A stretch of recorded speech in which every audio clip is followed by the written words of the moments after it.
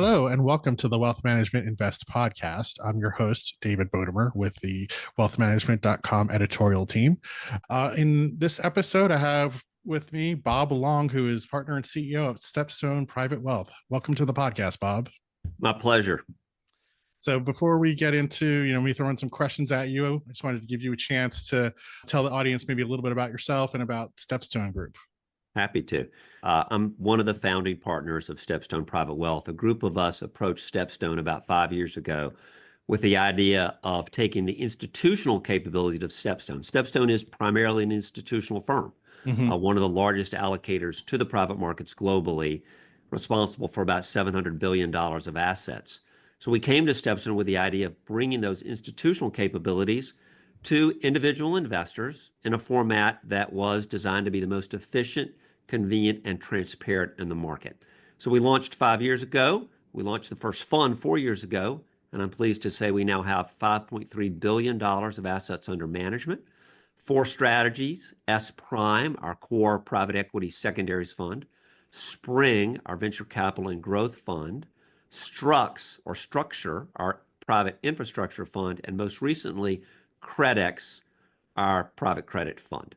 There are about 80 of us that cover the United States and offshore jurisdictions, and we work primarily through financial advisors. So it's interesting, there's obviously a lot of buzz right now around implementing and adopting private solutions into portfolios and providing access, but you guys have a running start here. You've been doing this for several years, and you've got this whole suite of products. So how did you kind of get ahead of the curve? Well, a couple of us have been doing this for quite some time. It's true that the big push and the headlines have been probably like post-COVID, where you've seen the most headlines. But for myself, I got into this democratization of the private markets in 2007 when I launched what was then the world's largest listed fund of private equity funds, along with my partner, Tim Smith. My other 2 partners, Tom Sittema and Neil Menard, they ran a very large asset management focused on this democratization in the real estate space. And so the 4 of us got together with a history in different aspects of the business, but with a history of being focused on expanding access to the private markets. And we were particularly enthused when it became clear that the market had accepted semi-liquid funds, which are generally called evergreen funds, and they take 2 flavors: tender funds and interval funds. When it became clear, call it 2018, that was the right structure. None of these structures are perfect. They have pros and cons. We can talk about that. But when it became clear that those structures worked and we were able to partner with StepStone, that's when we decided to launch the business. Now, we brilliantly launched our first fund on April 12 of 2020 because, David, this COVID thing was going to be no big deal. So we had a great history of timing, and we got to that first close for S Prime, which is now a $3 billion plus fund, with $35 million, mostly friends and family money, because we couldn't even meet with financial advisors, in the summer of 2020. So 35 million to 5.3 billion in 4 years.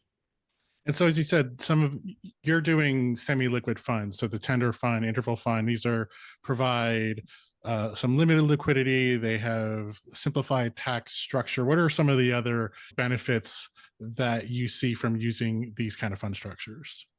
Those are key, but in my opinion, the most important one is the ability to get invested, stay invested, and compound your capital.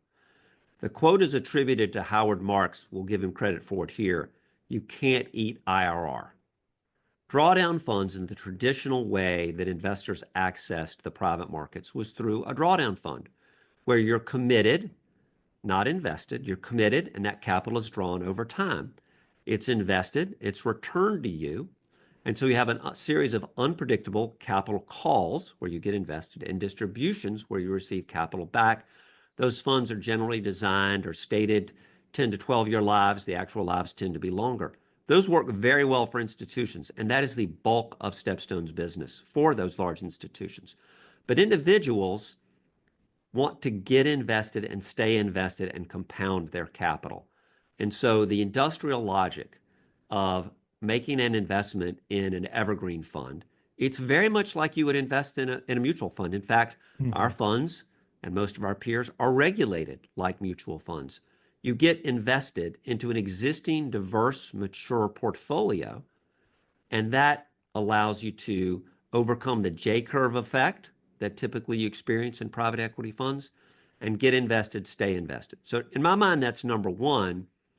The other aspects, the liquidity, which is very helpful, it's generally 5% per quarter of the fund, not of your investment. That's a common misconception. So most quarters, most investors can get out their capital most of the time. We can talk more about that. But they are semi-liquid or evergreen funds with daily or monthly entry, quarterly liquidity. They do provide 1099 tax reporting, so you get that in late Jan or early Feb, and it's a short form like you'd get in a mutual fund. The minimums are also quite low. Our minimums range from 25,000 to 50,000. Our peers are about the same place. Whereas on the low end, if you were investing through a private bank in a traditional drawdown fund, you're probably at 250,000, in many cases much higher. So Sure.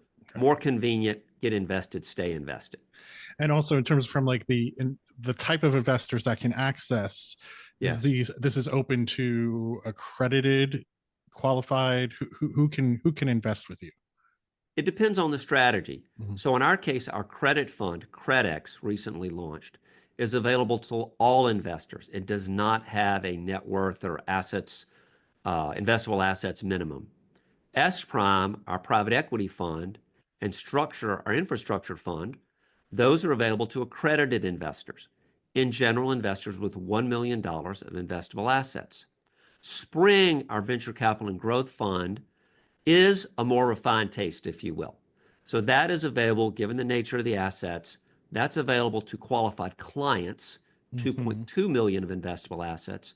And of course, all of those are below the typical minimum requirement of qualified purchaser, 5 million of investable assets for drawdown funds and other institutional type investments. Interesting. So you do have a somewhat different entry points on some of these We do. funds. Yeah. And so like you were saying about, I think before we got on to like one of the real benefits here is the ease of being able to buy these, like that, Yes. like these have tickers. These are, you can look these up right now. So that's different than like, again, your typical drawdown fund where like which don't have the ability to do that. The typical drawdown fund will report to you on a quarterly basis your net asset value, and we'll do that on a 45 to some cases 120, but typically 90-day lag.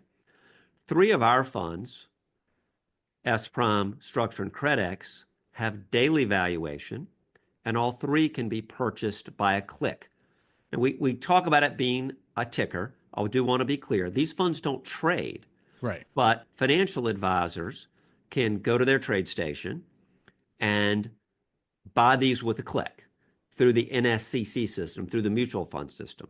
So that's particularly efficient. And that, frankly, has been one of the drivers of our rapid growth because our design and our goal was to make this as easy as possible for financial advisors. Now, Spring, our venture capital and growth fund, that does require a very short subscription agreement.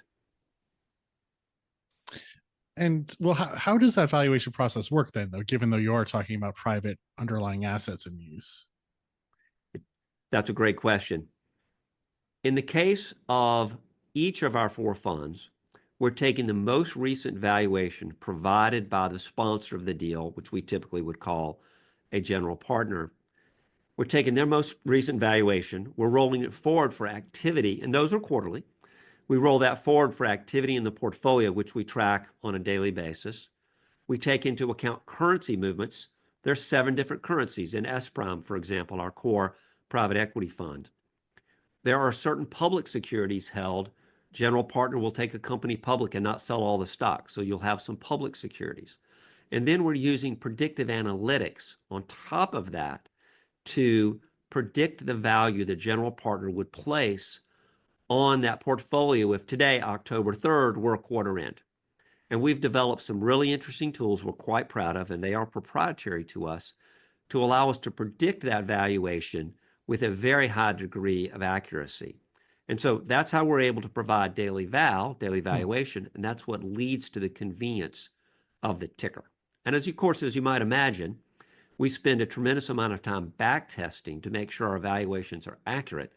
And speaking for myself and my wife, since I'm the Sarbanes-Oxley signing officer, signing off on these valuations, it's keenly important to me and our CFO, whose net worth is also at risk every time we sign these valuations, that we get this process right. It's a big focus for us, and we're very proud of how well we do it.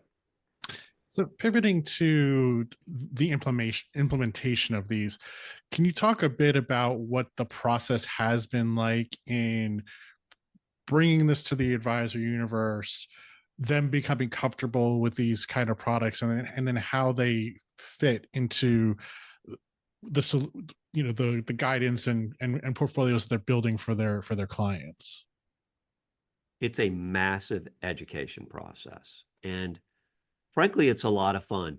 This is the bluest ocean, the most running room, the biggest addressable market that I've ever been a part of. And we have some very fine competitors, some of you've had on your show, and others I'm sure you will have. And the great thing about our market is it's so large and growing, we view them as friendly competitors because we're generally not having to convince someone. It's not the mutual fund business where I have to convince someone to sell another fund to buy my fund.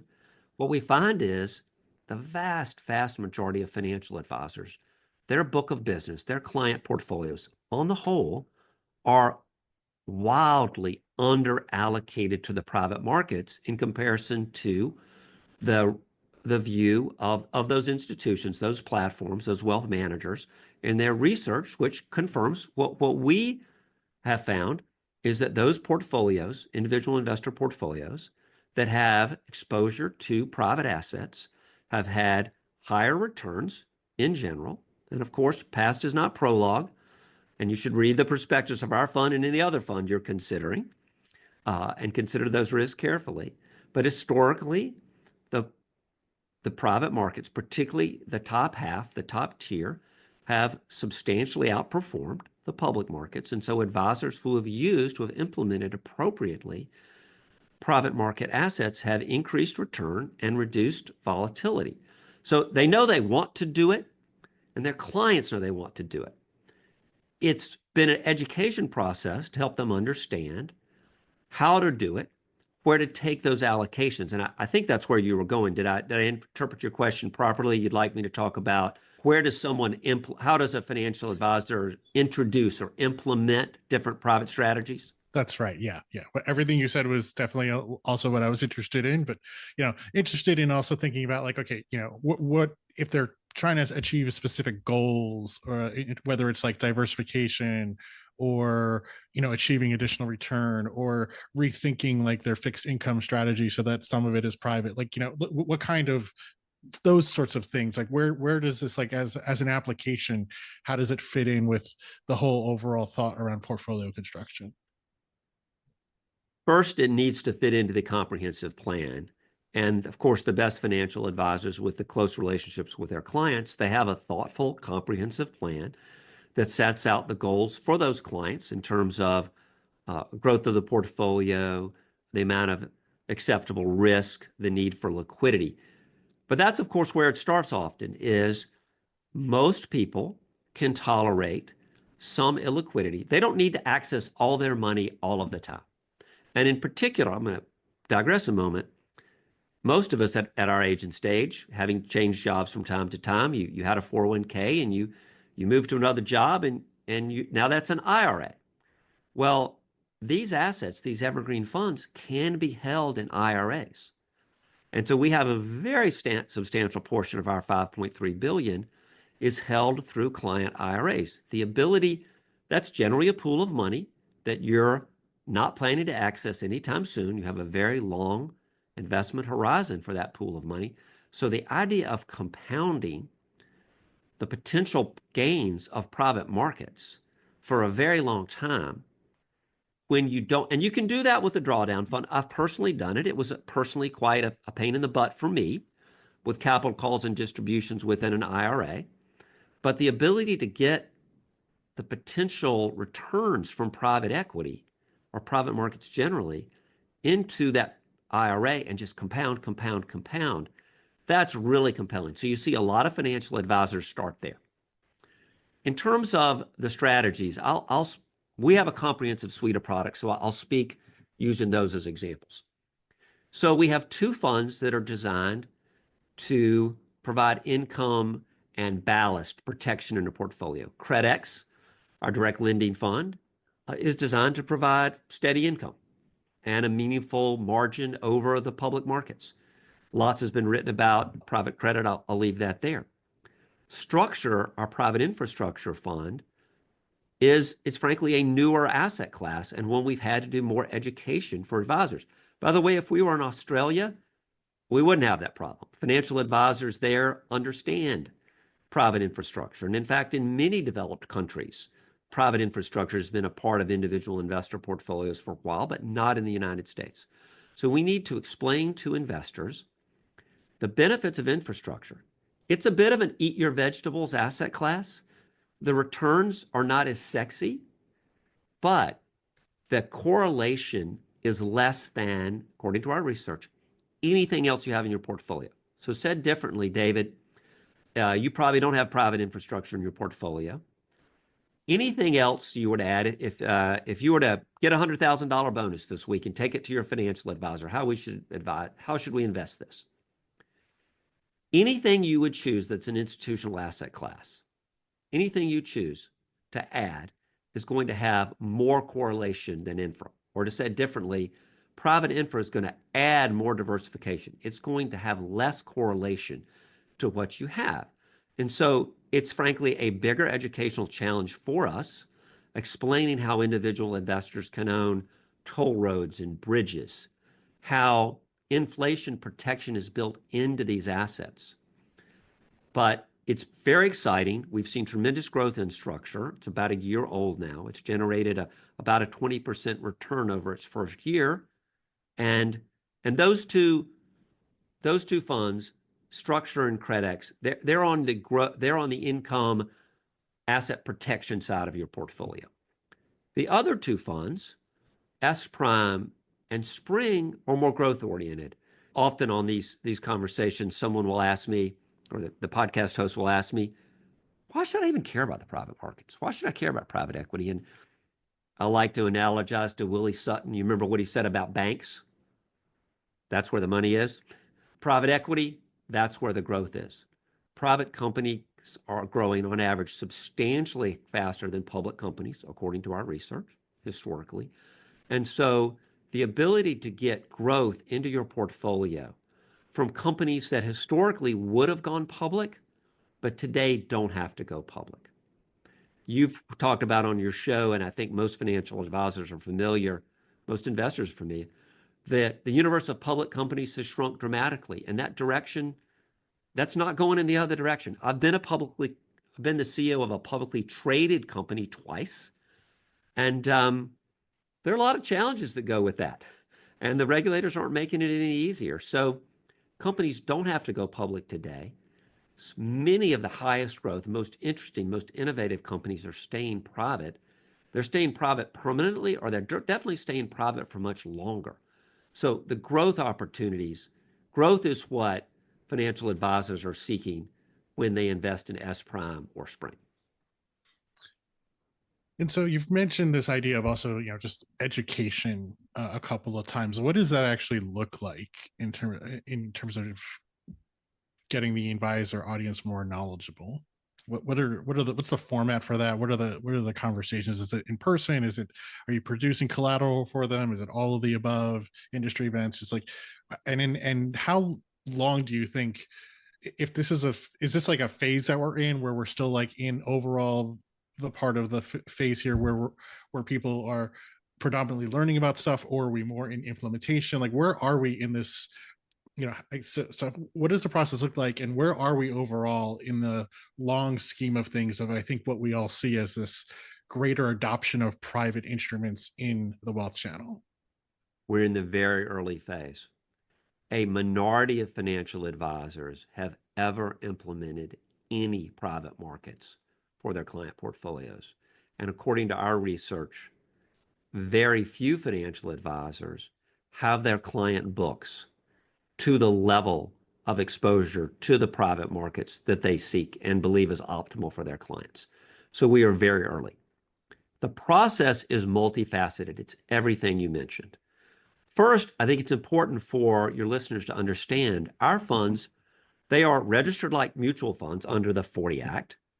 They are registered like public companies. They are effectively public companies that don't trade. So we're registered under the Securities Act of 1933. We put all material information on our website.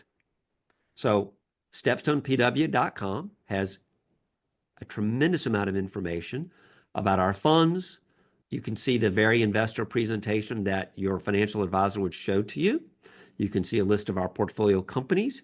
You can see our quarterly fund commentaries, where we not only go into the returns we achieved and compare that to our benchmarks, but how we achieve those returns, the components of our returns. We also have a series of short videos on our website, 2 to 3 minutes, that explain the basics of private equity, private credit, private infrastructure, venture capital. And so that takes a variety of approaches in terms of collateral. We also hold due diligence sessions for financial advisors on a regular basis. We do monthly updates on our funds. And then we do some deep education for advisors with our StepStone Academy. So we're attacking this on a variety of fronts. And maybe the last piece, and probably an underappreciated piece, we made the decision, and I think it distinguishes us among the peers we admire. We made the decision to hire a sales team that had deep experience working with financial advisors, as opposed to individuals who had deep experience investing in private equity. There's nothing wrong with that strategy. Some of our peers have done that. We hired people who know how to take care of financial advisors, who understand the ins and outs of custodians. And the financial advisors who listen to this will probably roll in their eyes when they think about all the complexity that's associated with that, who understand things like, to hold a private asset, you have to have this kind of account open at this platform, who understand our team, our wholesalers, our sales team understand how advisors get paid, the concerns they have, how our investments are going to show up on the statement of clients. There's just a lot of practical knowledge versus investment knowledge or book knowledge. There's just a lot of knowledge, how this works, that we think is really, really critical. Yeah, well, I think another piece that I hear sometimes too is, from the advisor side is how well, any private or alts that you're doing, does that integrate with your other investment systems? And how well can we get to a point where the stuff is side by side on the same screens, or kind of a more streamlined experience from that side of things too? So what do you think about that? Well, in most cases, we've gotten to that place with our funds in terms of the client statements. So in terms of what the client sees, it's a pretty seamless experience with a current valuation that's appropriate. In terms of what the advisor sees on his platform, when he or she operates on a day-to-day basis, the world is making substantial progress, but I do think there's still room for additional progress, additional ease and convenience. Your question really raises, David, what's the barrier here? I think it's pretty clear if you look at the world's largest and most sophisticated institutions, you see how pension plans have 20% plus invested in private markets. Family offices and endowments, often 50% or more. It's pretty clear where the smart money is. So the question then becomes, what are the barriers for individual investors and financial advisors? And a lot of it is this convenience piece. And that's why we've really focused on daily valuation, buy with a click, transparency. It's all about ease of doing business. And frankly, our job is to help financial advisors serve their clients better. That we talk every time we have an offsite, every time we have a strategy session, that's what we emphasize. How do we help our clients, which are the financial advisors, do their job better? And I don't know how much detail you can go in here, but you do have you mentioned the four S primes, Spring, Strux, and Credex. Are you looking actively at complementing that with other funds? What is are you even, I mean, and you're pretty, these are all, like we said, are evergreen structures. Are you interested at all in some of the other structures that folks have been trying to experiment with?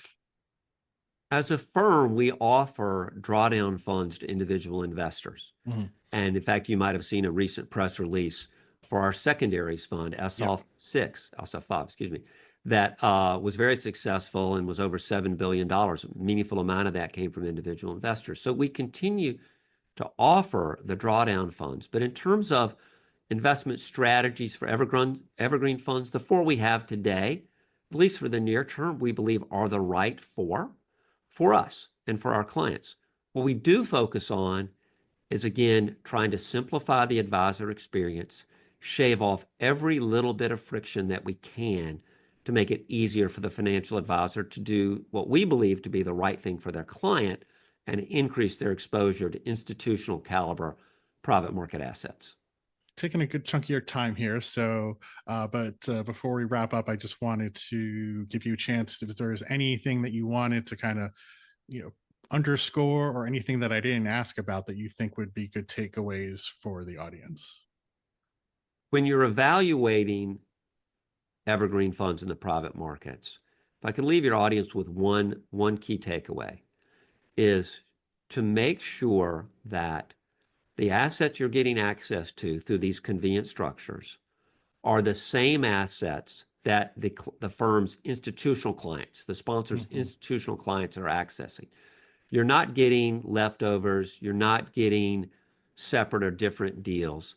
In the case of our funds, you're getting the same deals at the same price at the same time.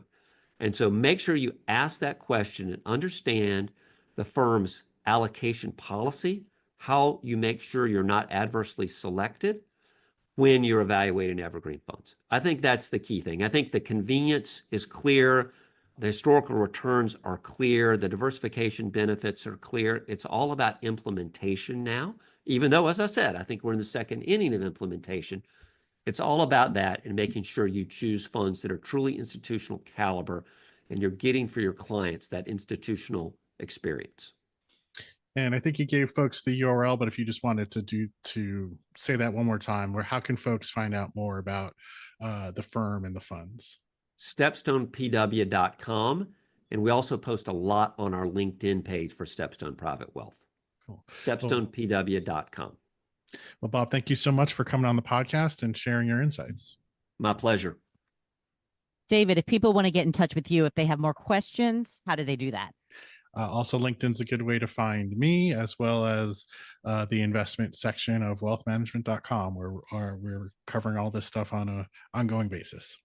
All right. Thank you, both of you. And thank you for listening today. Please like, follow, and share this podcast with your friends. Until next time, I'm Wendy McConnell.